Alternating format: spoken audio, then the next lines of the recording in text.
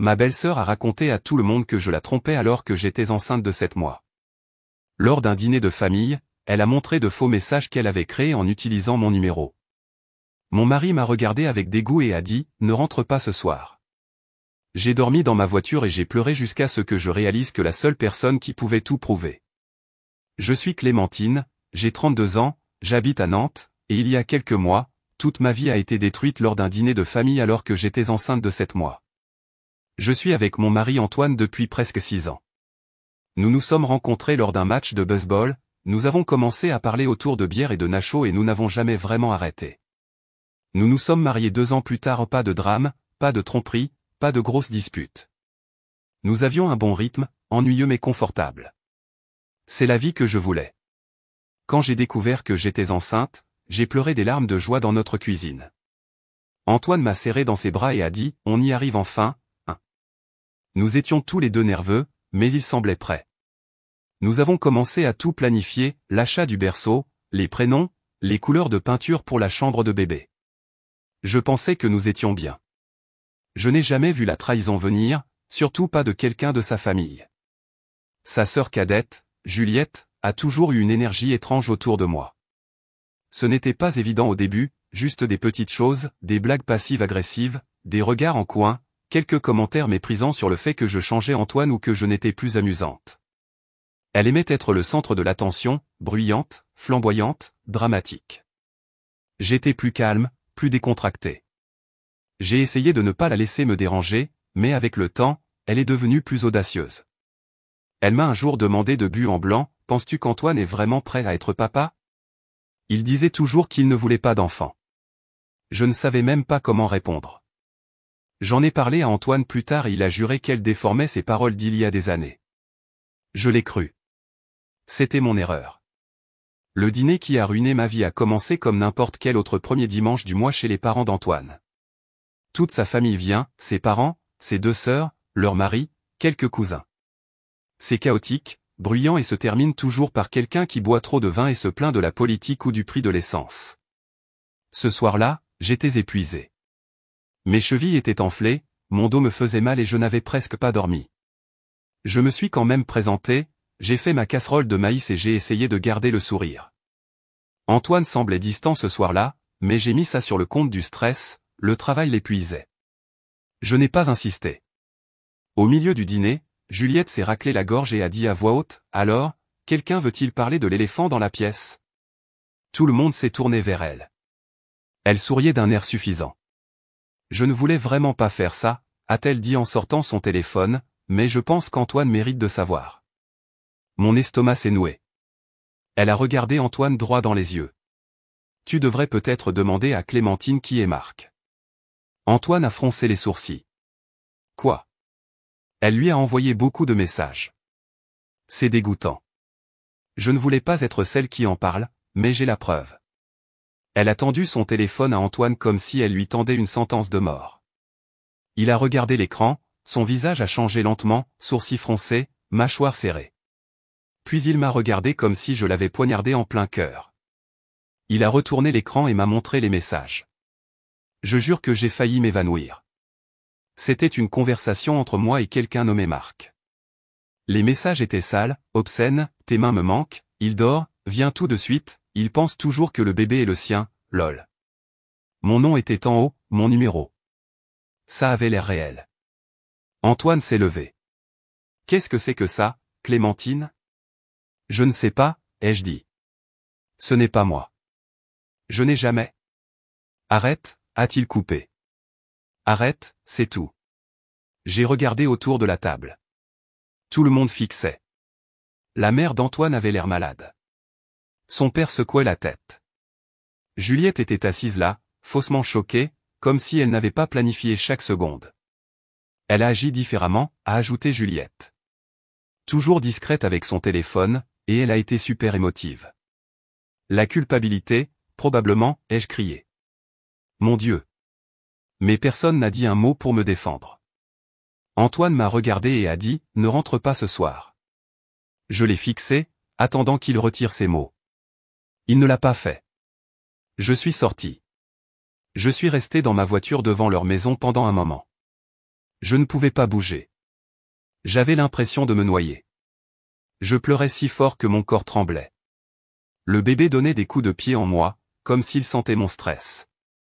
Finalement, j'ai conduit jusqu'à un parking de supermarché. C'était calme et je me suis dit que je ne serais pas harcelé là-bas. Je n'ai pas dormi, je suis restée assise dans le noir à pleurer, à regarder les messages encore et encore, essayant de comprendre comment cela se produisait. Personne ne m'a envoyé de message pour prendre de mes nouvelles, personne n'a demandé si j'allais bien. Pas même Antoine. Jusqu'à 6h45 du matin. C'est là que j'ai reçu un message de quelqu'un à qui je ne m'attendais pas, Louis, le cousin d'Antoine. Il travaille dans la cybersécurité à Lyon. C'est un de ces gars qui parle à peine mais voit tout. Il était au dîner, mais s'est assis dans un coin, n'a pas dit un mot.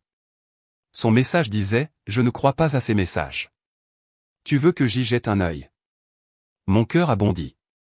J'ai répondu « S'il te plaît, j'ai besoin d'aide. » Et c'est à ce moment-là que tout a changé. Louis m'a demandé de lui transférer les captures d'écran des faux messages. Je l'ai fait. Il m'a demandé mon fournisseur de numéro de téléphone et depuis combien de temps j'avais ce numéro. Je lui ai tout donné. Puis il s'est tu pendant 2 heures. Pendant que j'attendais, j'ai pris une douche dans une station-service, j'ai mis un legging propre de mon sac de voyage et j'ai pris un muffin et du jus de pomme dans une station-service. Je tremblais encore, je pleurais encore par intermittence, mais quelque chose en moi a commencé à se réveiller, la colère. Je n'ai pas trompé, je n'ai pas menti et je n'allais pas laisser Juliette détruire ma vie et s'en aller en souriant. À 9h15, Louis a de nouveau envoyé un message, ils ont utilisé une application d'usurpation. Les messages sont faux. Je peux le prouver. Quand j'ai lu le message de Louis, j'ai ressenti quelque chose que je n'avais pas ressenti depuis des jours, l'espoir. Peux-tu le prouver d'une manière que les autres croiront, ai-je envoyé. Il a répondu, oui. J'ai déjà extrait les métadonnées. Quiconque a fait ça a utilisé une application pour usurper votre numéro. Les horodatages ne correspondent pas aux journaux de réseau réel. Je vais tout écrire et vous expliquer. Je suis resté là, sidéré. C'était faux. Tout. Je n'étais pas folle. Je ne mentais pas. Et maintenant, j'avais quelqu'un qui pouvait me soutenir. Louis ne plaisantait pas. Cet après-midi-là, il m'a envoyé un document détaillant tout, une preuve technique montrant que les messages ne provenaient pas de mon téléphone. Il a même inclus un enregistrement d'écran où il démontrait comment une application d'usurpation pouvait envoyer de faux messages depuis n'importe quel numéro, y compris le mien. Puis il a écrit, « Si vous voulez les affronter, je serai là. » J'avais envie de crier, de pleurer, de rouler directement jusqu'au travail d'Antoine et de lui jeter l'imprimé au visage. Mais je ne l'ai pas fait.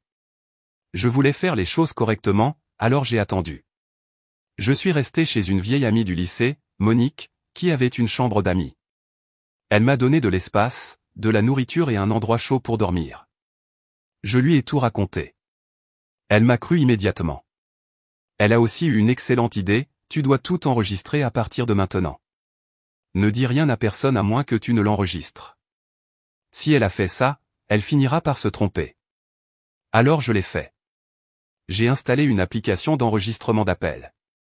J'ai acheté un petit enregistreur vocal en porte-clés. J'en avais marre de pleurer sur les parkings. Il était temps de riposter. Antoine n'avait toujours pas pris contact, ni message, ni appel. 2 jours ont passé, puis Juliette m'a appelé. J'ai regardé son nom sur mon écran et j'ai appuyé sur enregistrer avant de répondre. Sa voix était suffisante, douce et fausse, et, ma belle, je prends juste des nouvelles. Comment ça va? Je n'ai rien dit. Elle a continué, tu sais, j'ai dit à Antoine de ne pas exagérer, mais c'est un homme et la tromperie est un gros déclencheur. J'ai essayé d'adoucir le coup, mais je suppose que j'aurais dû ne pas m'en mêler, hein. J'ai demandé, aussi calme que possible, pourquoi as-tu fait ça? Silence. Puis elle a ri. Faire quoi? Tu sais exactement. Elle ne l'a pas nié, pas une seule fois. Au lieu de cela, elle a dit quelque chose qui m'a tout dit, eh bien, peut-être que la prochaine fois, tu réfléchiras à 2 fois avant de pousser les gens hors de la famille. Tu agis comme si tu étais meilleur que nous, juste parce que tu es enceinte et ennuyeuse. J'ai serré le poing. Elle a ajouté, tu as pris Antoine, tu l'as fait grandir. Il ne sort même plus. Tu penses que tu es la seule qui compte. Tu ne le hais pas. J'ai arrangé ça. J'ai raccroché et j'ai appelé Louis. Je l'ai enregistré, ai-je dit. Elle n'a pas nié. Il a dit, parfait. Rendons ça public. C'est là que nous avons élaboré le plan. L'anniversaire d'Antoine arrivait dans une semaine. Juliette avait prévu une fête surprise pour lui chez leurs parents. Elle avait invité tout le monde, y compris moi, pensant probablement que je ne viendrais pas. Mais je lui ai dit que je viendrais. Elle a répondu avec un suffisant, c'est très mature de ta part. Elle n'avait aucune idée de ce qui l'attendait. Le soir de la fête, je suis entré vêtu d'une robe bleue qui moulait mon ventre et sans maquillage, à part du mascara. Je voulais qu'ils voient chaque cerne sous mes yeux. Je voulais qu'ils voient ce qu'ils avaient fait. Tout le monde s'est tu quand je suis entré. Antoine avait l'air choqué, fatigué, plus mince. Je me suis approché de lui. Il a ouvert la bouche pour parler, mais je l'ai coupé. J'ai quelque chose à dire. Tout le monde s'est figé. Juliette, tenant un verre de vin, a plissé les yeux. Qu'est-ce que tu fais? Je me suis tourné vers Louis. Il a hoché la tête et a connecté son ordinateur portable à la télévision du salon. Je lui ai tendu la clé USB et nous avons tout diffusé. D'abord l'enregistrement d'écran montrant comment de faux messages pouvaient être créés à l'aide d'applications d'usurpation, puis la voix calme de Louis expliquant comment il avait retracé les métadonnées et prouvé que ces messages ne provenaient pas de mon téléphone. Ensuite, j'ai fait jouer l'audio de l'appel de Juliette. Ce moment restera gravé dans ma tête pour toujours, la voix de Juliette, tu penses que tu es la seule qui compte? Tu ne le hais pas. J'ai arrangé ça. Silence dans la pièce. Puis Antoine a parlé doucement, c'est réel? Louis a hoché la tête. Chaque seconde. Juliette a commencé à crier, ça ne prouve rien. C'est faux. P astérisque astérisque astérisque astérisque. Vous avez modifié ça. Mais sa voix s'est brisée. Elle transpirait. Ses parents l'ont regardée comme s'ils ne la reconnaissaient pas. Antoine s'est tourné vers moi, ses yeux écarquillés. Clémentine, J'ai levé la main. Non. Pas encore. J'ai regardé Juliette droit dans les yeux. Tu as détruit mon nom. Tu m'as humilié. Tu m'as traité de tricheuse alors que je portais ce bébé. Elle a essayé de parler, mais personne ne l'écoutait plus. La mère d'Antoine a commencé à pleurer. Son père est juste sorti de la pièce. Antoine s'est approché de moi. Pourquoi ne m'as-tu pas dit tout de suite? J'ai ri. Tu m'as dit de ne pas rentrer. Tu n'as pas posé une seule question. Tu l'as cru, elle, pas moi. Alors ne fais pas semblant de t'en soucier maintenant. Il avait l'air sur le point de pleurer. Je n'ai pas eu pitié de lui, pas même un tout petit peu. La fête s'est terminée dans le silence. Juliette est partie la première, insultant tout le monde et renversant une lampe en chemin. Personne ne l'a suivie. Personne n'a même dit au revoir. La mère d'Antoine s'est assise sur le canapé, la tête entre les mains, marmonnant, je n'arrive pas à y croire. Antoine a essayé de me parler après que tout le monde soit parti. La maison était presque vide, juste le bruit discret de quelqu'un qui rangeait dans la cuisine, probablement son père. Il est sorti, où j'étais assise sur le porche. Clémentine, s'il te plaît, pouvons-nous parler, a-t-il demandé. Je n'ai pas répondu tout de suite. J'étais assise sur le bord de la balançoire du porche, tenant mon ventre des deux mains. Le bébé a donné un coup de pied et je l'ai frotté doucement, comme si je le protégeais de plus de douleur. Antoine s'est assis en face de moi. J'aurais dû te croire, a-t-il dit. J'ai vraiment foiré. Je l'ai laissé me monter la tête. C'est juste que, ces messages, ils avaient l'air si réels. Et tu avais été silencieuse ces derniers temps. Et j'ai pensé que tu pensais que je couchais à droite à gauche. J'ai demandé, en le fixant, enceinte de 7 mois, Antoine? Il a détourné le regard. Je sais comment ça sonne. J'ai juste paniqué, et Juliette était si sûre. Elle a même pleuré à ce sujet plus tard. Ça m'a fait rire. Bien sûr qu'elle l'a fait. Il s'est frotté le visage des deux mains. J'ai foiré, mais je veux arranger ça. Non, ai-je dit. Il a cligné des yeux. Quoi? Je ne reviendrai pas dans cette maison. Je ne veux pas de toi dans la salle d'accouchement. C'est fini, Antoine. Clémentine, ne dis pas ça. Je t'aime. Tu ne m'as même pas appelé, ai-je claqué. Tu m'as dit de ne pas rentrer, et ensuite rien. Pas même un message pour savoir où j'étais. Tu as cru ta sœur et tu m'as laissé pourrir sur un parking de supermarché. Ce n'est pas de l'amour, Antoine, c'est de la lâcheté. Il a ouvert la bouche, mais je l'ai coupé. Je prends un avocat, ai-je dit. Je dépose une demande de séparation et oui, je demanderai la garde exclusive. Je ne veux pas que mon fils soit près de Juliette et je ne te fais pas confiance pour la tenir à l'écart. Il s'est levé, en colère maintenant. Alors c'est ça? Tu as fini? J'ai fini la nuit où tu l'as choisi plutôt que moi. Puis je suis parti. Au cours des jours suivants, les choses se sont envenimées. Antoine m'a envoyé des messages constamment, de culpabilité, des excuses, des supplications. Je les ai ignorés. Mais ensuite, Juliette a recommencé. Cette fois, elle essayait de renverser l'histoire. Elle a dit à ses amis que j'avais falsifié l'audio, que Louis était amoureux de moi et m'avait aidé à créer le mensonge. Elle a même posté en ligne dans un groupe de mamans locales, me traitant de tricheuse manipulatrice qui avait utilisé la technologie contre sa belle-sœur malade mentale. Cela a explosé et s'est retourné contre elle, parce que Louis, lui, n'a pas laissé faire. Il a écrit un article de blog complet avec les preuves techniques, capture d'écran, horodatage et comparaison côte à côte de vrais messages et de messages falsifiés. C'est devenu viral localement. Les gens l'ont partagé partout. Les mensonges de Juliette ont été démantelés pièce par des inconnus en ligne. Puis quelqu'un a trouvé son TikTok. Elle y publiait du contenu de deuil, des vidéos où elle pleurait avec de la musique triste, affirmant avoir perdu sa relation avec son frère à cause d'une femme narcissique. Les gens l'ont comparée aux vraies preuves. Elle s'est fait huer. Je n'ai même pas eu à dire un mot. Son employeur, une boutique de design d'intérieur, l'a découverte. Elle a été renvoyée pour violation de leur politique sur les réseaux sociaux.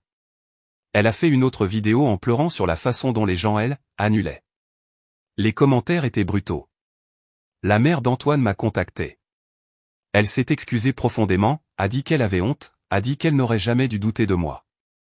Je lui ai dit que j'appréciais, mais que j'avais besoin d'espace. Antoine continuait d'essayer, fleurs, lettres, longs messages sur le fait qu'il voyait un thérapeute et travaillait sur lui-même. Je m'en fichais. Il était trop tard. Puis vint le rebondissement inattendu. Louis m'a appelé un soir, un peu nerveux. Et, je ne savais pas si je devais te dire ça, mais j'ai trouvé autre chose en regardant la sauvegarde du téléphone de Juliette. J'ai marqué une pause. Quoi? Elle a usurpé plus que juste son numéro. Qu'est-ce que tu veux dire? Elle a envoyé des messages à Antoine, oui, mais elle a aussi usurpé des messages d'Antoine à certaines de ses ex. Elle essayait de semer la discorde depuis un moment, je pense. Il ne s'agissait pas seulement de toi. Elle sabotait ses relations depuis des années. Je suis resté là, stupéfaite. Elle, quoi? Elle avait tout un dossier intitulé Au contrôle des dégâts dans son iCloud Drive. Je t'envoie les captures d'écran. C'est grave, Clémentine. Quand j'ai vu le dossier, j'ai failli laisser tomber mon téléphone. Il y avait des années de faux messages, des captures d'écran, des images photoshopées. Pas seulement à mon sujet, mais aussi à propos de ses amis, de ses anciennes petites amies, de ses collègues. Elle lui faisait ça depuis des années et, d'une manière ou d'une autre, il ne l'avait jamais vu. Louis a tout envoyé, des centaines de fichiers, des captures d'écran que Juliette avait falsifiées d'Antoine à ses ex, des messages où il semblait être celui qui était inapproprié, de vieux messages flirt, des photos photoshopées de filles avec de fausses légendes, des emails qu'elle avait envoyés en se faisant passer pour lui, semant la discorde avec des femmes à qui il n'avait pas parlé depuis des années, même de faux messages d'excuses de ses ex, le suppliant de me quitter. Elle interférait dans ses relations depuis au moins 7 ans. Un fichier était un journal intime, un document Word enregistré sur son cloud, intitulé « Pourquoi il aurait dû me choisir ». Je ne savais pas à quoi m'attendre, mais pas à ça. Elle y écrivait qu'elle était amoureuse d'Antoine, qu'elle l'avait toujours été, qu'aucune femme qu'il avait fréquentée n'était assez bien, et que c'était son devoir de le protéger de la ruine. C'était malade, possessif, pas juste jaloux ou obsédé. Et j'ai réalisé alors que cela n'avait jamais été à mon sujet. Juliette ne me détestait pas parce que j'étais ennuyeuse ou enceinte. Elle me détestait parce que j'avais épousé son frère et qu'elle ne pouvait pas le supporter. Le lendemain matin, je suis allé voir un avocat. Je lui ai tout raconté. Il a lu les messages, écouté l'enregistrement et examiné les fichiers que Louis avait trouvés. Il m'a regardé et a dit, elle a commis de multiples crimes, fraude électronique, usurpation d'identité, diffamation. Vous avez un dossier solide. Il m'a aidé à déposer 2 choses, une ordonnance de restriction contre Juliette et un procès en diffamation pour dommages et intérêts. Nous avons également ajouté Louis comme témoin. Il a accepté. Antoine a essayé de me parler à nouveau. Il est venu chez Monique un après-midi. Je ne l'ai pas laissé entrer, mais j'ai écouté. Il est resté sur le porche et a dit, je me suis trompé sur tout. Je l'ai laissé contrôler ma vie trop longtemps. J'aurais dû te défendre. J'aurais dû te protéger. Je n'ai rien dit. Il a ajouté, je suis en thérapie. Une vraie thérapie. Et je l'ai coupée. Elle est bloquée. J'ai dit à ma famille qu'elle n'était pas la bienvenue pendant les fêtes et j'ai donné à mon avocat tout ce que Louis a envoyé. Je vais aussi porter plainte. J'ai hoché la tête. Bien. Il a pris une profonde inspiration. Clémentine, je n'attends pas le pardon, mais je veux faire partie de la vie de notre fils, s'il te plaît. Je l'ai regardé droit dans les yeux. Si tu veux être père, tu te montreras à chaque visite, à chaque couche, à chaque réunion de tribunal. Je ne te ferai plus confiance. Tu devras la gagner lentement. Il a hoché la tête. Je le ferai. Puis il est parti. Le procès a traîné pendant des mois. Juliette a essayé de se faire passer pour la victime, a affirmé que nous avions falsifié les preuves, que Louis l'avait piraté, mais son propre iCloud l'a trahi. Elle n'aurait jamais pensé que quelqu'un pourrait accéder à ses fichiers de sauvegarde. Sa propre voix, ses mots, son obsession, tout est ressorti au tribunal. Elle a pleuré, a dit qu'elle avait besoin de thérapie. Le juge n'a pas été ému. Elle a été condamnée à payer 75 000 € de dommages et intérêts, a perdu sa licence professionnelle et a été publiquement exposée pour usurpation d'identité et harcèlement. Les parents d'Antoine l'ont coupée. Sa mère m'a écrit une longue lettre d'excuses, disant qu'elle espérait que je trouverais la paix, même si ce n'était pas avec Antoine. J'ai apprécié, cela semblait sincère. Louis, lui, a reçu une offre d'emploi d'une énorme entreprise de sécurité après que son article de blog soit devenu viral. Il est maintenant à Paris. Nous nous parlons encore parfois. Il m'a sauvé d'une manière que personne d'autre n'aurait pu faire. Monique m'a aidé à accoucher de mon fils. Je l'ai nommé Elias. Antoine était là à la naissance. Il a pleuré, m'a tenu la main, n'a pas quitté la pièce une seule fois. Il essaie, vraiment il essaie. Il est en thérapie chaque semaine, n'a pas manqué une seule visite avec Elias et a fait tout ce que je lui ai demandé. Nous ne sommes pas de nouveau ensemble, peut-être un jour, peut-être pas. Mais il sait ce qu'il a fait et il n'oubliera jamais ce que cela lui a coûté. Quant à Juliette, la dernière fois que j'ai entendu parler d'elle, elle a déménagé à Toulouse. Elle a essayé de prendre un nouveau départ, mais Internet n'oublie jamais. Cet article de blog que Louis a créé apparaît toujours en premier lorsque vous cherchez son nom sur Google. Chaque employeur à qui elle postule le voit, chaque nouvel ami le voit, chaque rencontre potentielle le voit. Elle ne peut pas y échapper. Elle pensait qu'elle ruinerait ma vie, mais j'ai reconstruit la mienne avec des preuves, la vérité et des gens qui se sont montrés quand cela comptait. Elle a tout perdu, et j'ai eu tout ce qui compte, mon fils, ma paix, mon nom blanchi, et la certitude que le karma ne manque jamais sa cible, il prend juste son temps.